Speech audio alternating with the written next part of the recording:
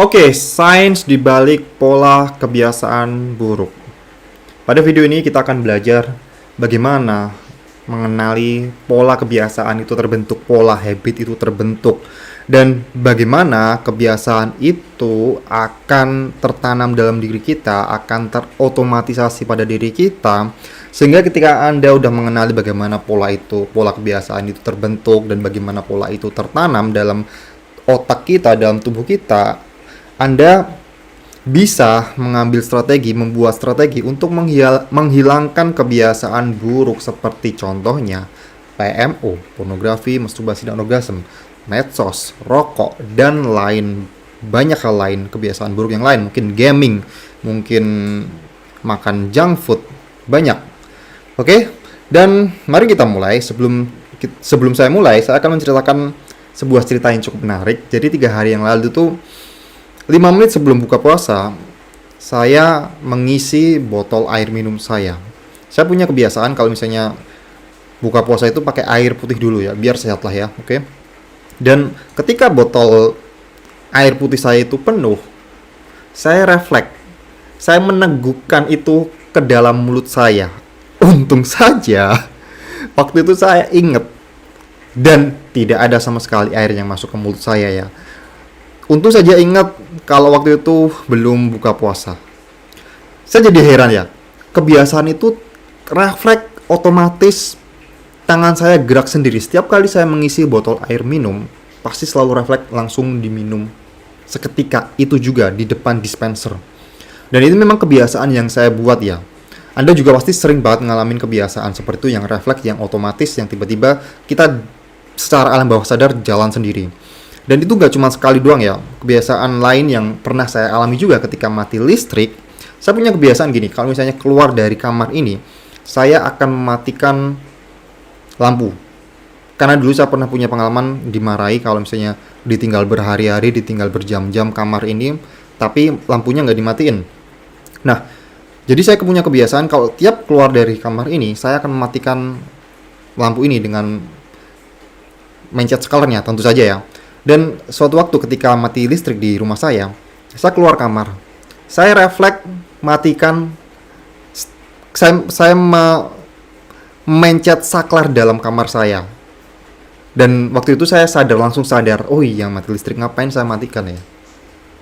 Dan itu pasti Anda juga pernah ngalamin hal kayak gitu ya. Bagaimana kok kebiasaan itu terbentuk, bagaimana kebiasaan itu tertanam dalam diri kita. Nah, sebenarnya kita akan membahas bagaimana kebiasaan itu terbentuk. Bagaimana kebiasaan itu menjadi sebuah pola. Nah, di sini dijelaskan ya. Ada 3 urutan bagaimana kebiasaan itu terbentuk. Ini saya ambil dari bukunya Charles Duhigg, The Power of Habit. Pertama, ada sebuah isyarat, atau di sini disebut cue, isyarat. Sebuah habit selalu dimulai dari isyarat.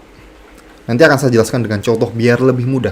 Kemudian ada rutin dan ada sebuah reward di situ, timbal balik. Saya berikan contoh biar agar lebih mudah ya. Contoh ketika kebiasaan saya itu selalu langsung meminum botol air minum yang penuh di dispenser ya.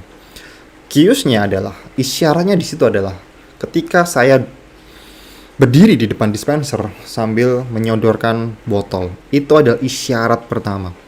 Kemudian kebiasaannya adalah saya langsung meminum minuman tersebut. Reward ya tentu saja, saya akan merasakan segar setelah haus berolahraga. Saya katakanlah begitu ya. Itu adalah urut-urutan kebiasaan seperti itu. Nah, contoh lain adalah ketika dulu saya tadi bercerita kalau saya dulu dimarahi ya gara-gara selalu kalau keluar kamar gak pernah matiin lampu. Saya pun waktu itu memutuskan untuk saya harus berubah ini daripada dimarahin terus. Nah, dulu ketika saya punya kebiasaan buruk tersebut, ketika saya keluar, saya tidak pernah matiin lampu itu, langsung nutup pintu.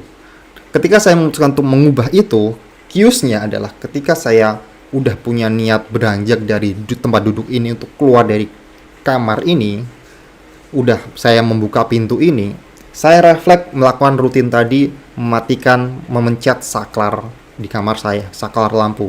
Rewardnya tentu saja nggak dimarahin, dan bisa lebih hemat, nggak boros. Itu adalah kebiasaan yang saya alami. Contoh lagi ya, kebiasaan buruk deh, PMO, kebiasaan teman-teman yang ada di sini. Apa biasanya cue atau isyarat teman-teman terjatuh dalam kebiasaan PMO? Pasti kebanyakan akan kurang lebih kayak bosen, terus kesepian, insomnia. Biasanya itu adalah cues-nya. Dan rutinnya adalah ketika Anda bosen, Anda scroll medsos. Anda scroll, nemu video cosplayer cantik. Anda buka profilnya, kemudian cosplayer cantik ini ternyata nggak cuma cantik doang, tapi hot doang. Yang Anda menjadi masuk ke dalam lembah, dalam jurang PMO. Dan itu terulang terus kembali. Rewardnya apa? Rewardnya ya Anda mendapatkan orgasme. Dan Anda mendapatkan kesenangan, tapi itu adalah sebuah kesenangan instan. Contoh lain adalah rokok. Cue dari orang merokok biasanya adalah setelah habis makan. Setelah habis makan itu ada isyarat untuk merokok. Kebanyakan perokok pasti akan relate dengan kondisi ini. Kemudian rutinnya adalah tentu saja merokok itu. Rewardnya Anda merasakan kesenangan dari rokok. Nah, itu semua kebiasaan pasti melewati ini. Cues, rutin, reward, semua kebiasaan selalu ada ini. Selalu ada isyarat, selalu ada rutin, selalu ada reward. Nah, bagaimana selanjutnya? Tadi Anda sudah belajar bagaimana kebiasaan itu terbentuk dari 3 hal ini. Selanjutnya, bagaimana kebiasaan itu tertanam dalam diri kita menjadi autopilot, menjadi kita jadi refleks. Itu semua adalah karena peran bagian dalam otak kita yang bernama basal ganglia. Jadi ini menjadi sebuah pola ya. Ini adalah pola. Kemudian pola ini disimpan di dalam otak yang bernama basal ganglia yang akan membuat ini tertanam di dalam alam bawah sadar Anda, yang membuat saya otomatis meneguk botol minuman saya tanpa pikir panjang, tanpa berpikir secara logika. Udah benar-benar alam bawah sadar. Ini peran dari otak kita yang bernama basal ganglia. Tapi sebelum ini ditanamkan di dalam basal ganglia, melewati sebuah proses yang kalau ini tadi tidak di logika, tidak ada sistem sadar, tidak ada alam sadarnya, pola ini pertama akan dikenali dalam otak, dalam sebuah bagian otak yang bernama prefrontal cortex. Ini adalah bagian dalam otak yang berfungsi untuk melogika. Fungsi bagian logika kita ada pada prefrontal cortex. Nah, ini akan ketika Anda melakukan pola ini terus-menerus, ini pertama akan dikenalkan pada bagian prefrontal cortex, terutama ketika kebiasaan baru. Akan terus diingat. Ini akan si bagian otak ini akan bekerja terus-menerus. Kemudian setelah Anda melakukan itu terus-menerus, melakukan input itu terus-menerus, tugas dari prefrontal cortex ini lama-lama akan menurun dan tugas itu diserahkan pada basal ganglia untuk proses penanaman, proses autopilot. Jadi di sini proses melogika ini ada proses pengenalan sebelum diberikan tugas itu pada basal ganglia. Jadi ini sebenarnya ada proses input, kemudian proses otomatisasi. Ini sama halnya dengan kalau misalnya Anda itu menggunakan Google Sheet atau Microsoft Excel, sama halnya dengan sebuah mesin, sebuah software ya. Kalau Anda mau membuat daftar 1 sampai 100 di Google Sheet, kalau Anda nggak tahu rumusnya, Anda nggak tahu input yang benar, pasti Anda memasukkan itu satu persatu ya. Tapi karena ada rumus yang benar, Anda bisa memasukkan itu 1, 2, kemudian Anda drag sampai 100, itu akan terbentuk polanya, akan terbentuk dengan sempurna sampai 100, bahkan lebih dari 100, mau 1000, 10.000 akan bisa terbentuk dengan sempurna. Tapi yang perlu dilakukan di sini adalah inputnya terlebih dahulu kan. Inputnya terlebih dahulu itu lebih penting. Kalau inputnya salah, ya tentu ke bawahnya akan terus salah. Kalau Anda cuma memasukkan angka 1 doang, ya terus cuma 1 doang. Kalau Anda memasukkan 1, 2, akan terotomatisasi, mengurutkan. Jadi ini ada proses pengenalan. Sama halnya dengan otak kita. Tapi bedanya dengan otak kita, antara software dan mesin, otak kita tuh butuh rutinitas, butuh input yang terus-menerus, gak cuma sekali doang. Beda dengan mesin ya. Beda gini, Anda mau, saya langsung study case saja. Anda pengen menghentikan atau mengganti kebiasaan PMO ini. Cue-nya adalah, isyaratnya setiap kali Anda bosen scroll medsos. Itu adalah kebiasaan Anda yang sudah tertanam di basal ganglia yang sudah menjadi otomatisasi Anda. Kemudian Anda pengen mengubah itu, kebiasaan itu, pengen mengganti dengan membaca buku, katakanlah membaca buku. Nah, tapi ketika itu ada sebuah aktivitas yang baru, aktivitas yang belum pernah dikenali sama otak, Anda harus mengenalkan ini terlebih dahulu pada prefrontal cortex.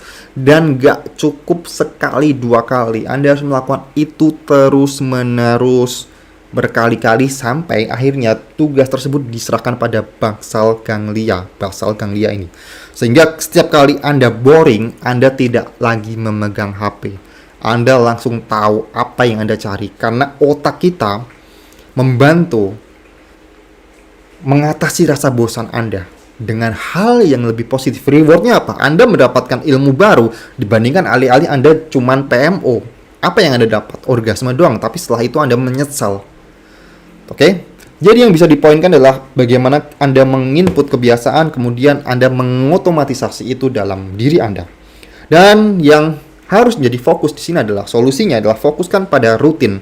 Pada rutin apa yang akan Anda buat? Karena cues tidak bisa kita kontrol. Anda bosan, Anda insom, Anda kesepian, itu tidak bisa Anda kontrol. Ini tidak bisa dikontrol. Yang bisa Anda kontrol adalah bagaimana rutinnya, bagaimana menghadapkan. Dan kalau mau mengubah kebiasaan buruk tadi, katakanlah saya berikan contoh lain ya, merokok ya. Ada waktu momen Anda makan, ya tentu saja Anda akan terus makan ya. Dan itu adalah cues. Setelah itu rutinnya Anda biasanya merokok. Anda bisa mengganti itu dengan katakanlah kemudian Anda jogging selama 5 menit untuk melupakan kebiasaan merokok tadi. Rutinnya kebiasaan jogging 5 menit itu harus dikenalkan pada prefrontal cortex dulu selama berkali-kali sampai Anda benar-benar autopilot. Kalau habis makan Anda langsung jalan. Otak akan membantu Anda lebih bisa melakukan itu dengan baik. Oke? Jadi intinya adalah ketika Anda bisa menguasai ini semua, Anda bisa tahu bagaimana mengubah rutin. Kuncinya sebenarnya ada di rutinnya ya, untuk mengatasi habit ini. Dan semua kalau Anda tahu habit-habit kebiasaan buruk seperti PMO, medsos, rokok, dan lain-lain, itu akan digantikan oleh kebiasaan baik yang sangat produktif, yang memberikan Anda impact pada perkembangan diri Anda, pada self-improvement Anda. Oke, terima kasih. Dan bagi Anda yang pengen melakukan digital detox, silahkan download panduannya selama 7 hari.